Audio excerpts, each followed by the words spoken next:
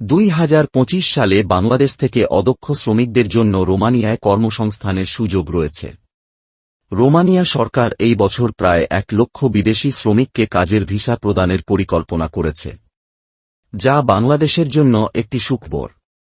রোমানিয়ায় ভিসার প্রকারভেদ ও কর্মক্ষেত্র। রোমানিয়ায় অদক্ষ শ্রমিকদের জন্য মূলত 2টি ধরনের ভিসা প্রদান করা হয়: সাধারণ কর্মসংস্থান ভিসা এবং মৌসুমী কর্মসংস্থান ভিসা।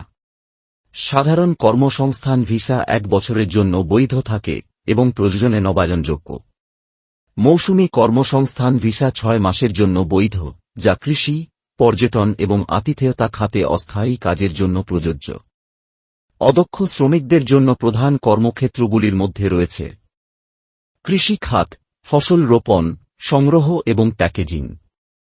নির্মাণ খাত, সাধারণ নির্মাণ শ্রমিক, ইটবালি বহন এবং সাইট পরিষ্কার। কারখানা ও উৎপাদন খাত, উৎপাদন লাইনে কাজ, প্যাকেজিং এবং গুদামজাত পণ্য পরিচালনা। পরিষেবা খাত, হোটেল ও রেস্টুরেন্টে পরিচ্ছন্নতা কর্মী, ওয়েটার এবং কিচেন সহকারী।